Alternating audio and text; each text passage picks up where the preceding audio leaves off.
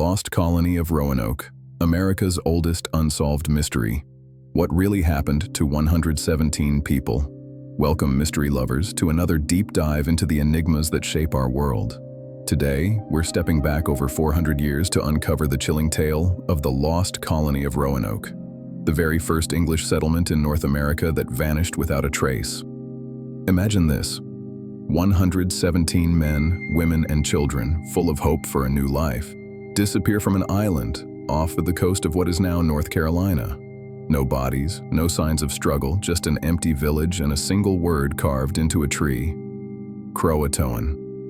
What could have happened to them? Were they victims of a brutal attack swallowed by the wilderness, or did they integrate into a hidden society? This story has puzzled historians, archaeologists, and conspiracy theorists for centuries, inspiring books, movies, and endless debates. Stick around as we explore the facts, the theories, and the latest discoveries. If you're as intrigued by unsolved mysteries as I am, hit that like button now and subscribe for more. You won't want to miss what comes next.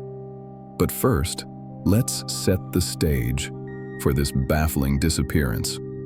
What drove the English to risk everything on a distant shore? To understand Roanoke, we need to travel back to the late 16th century, a time when Europe was buzzing with tales of the New World. Christopher Columbus had opened the floodgates in 1492, and Spain was reaping the rewards, fleets of ships returning laden with gold, silver, and exotic goods from South and Central America.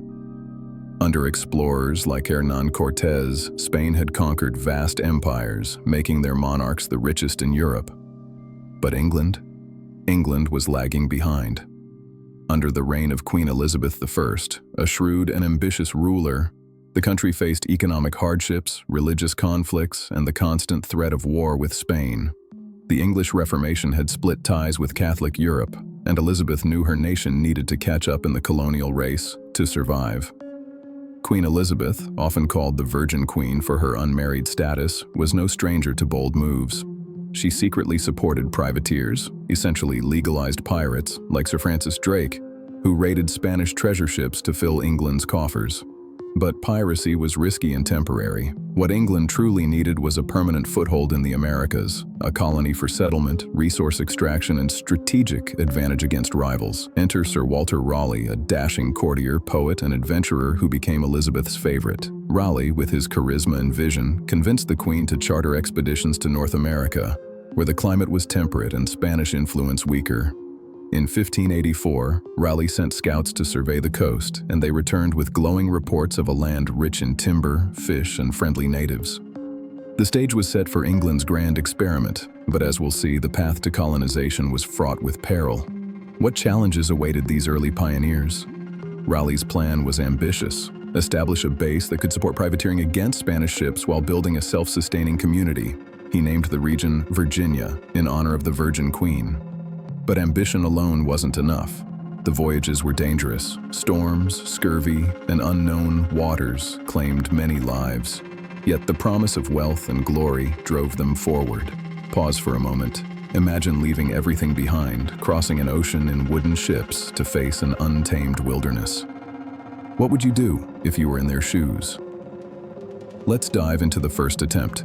In April 1585, Raleigh launched his first major expedition, 7 ships carrying over 100 men, mostly soldiers and sailors, under the command of Sir Richard Grenville.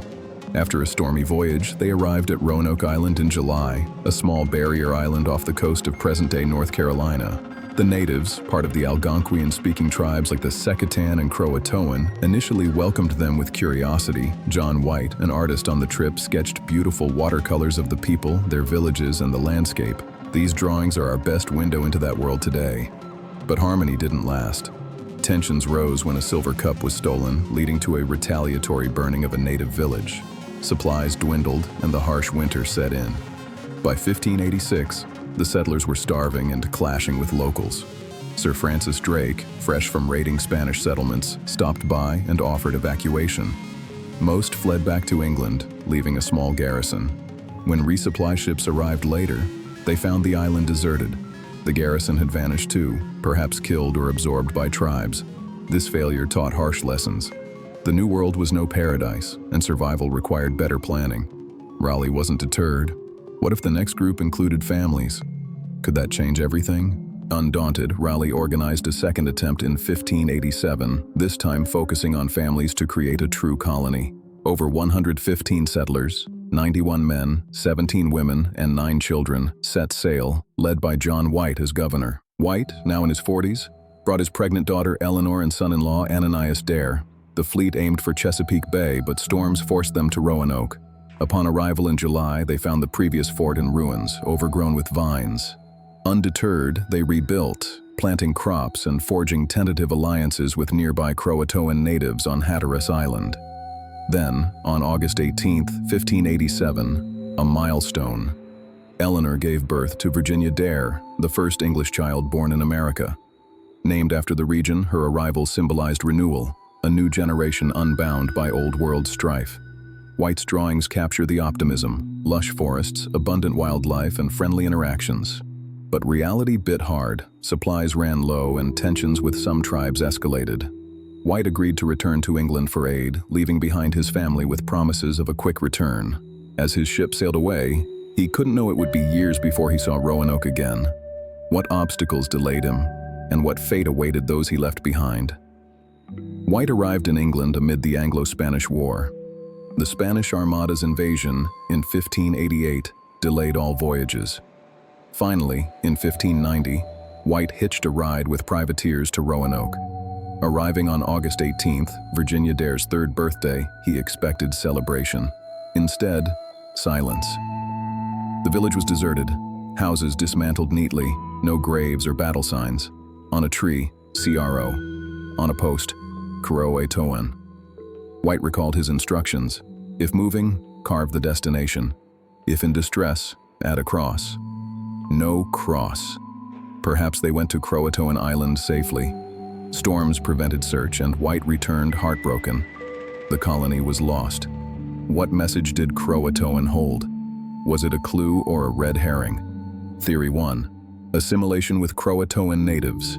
Reports of gray-eyed Indians suggest mixing. Theory 2.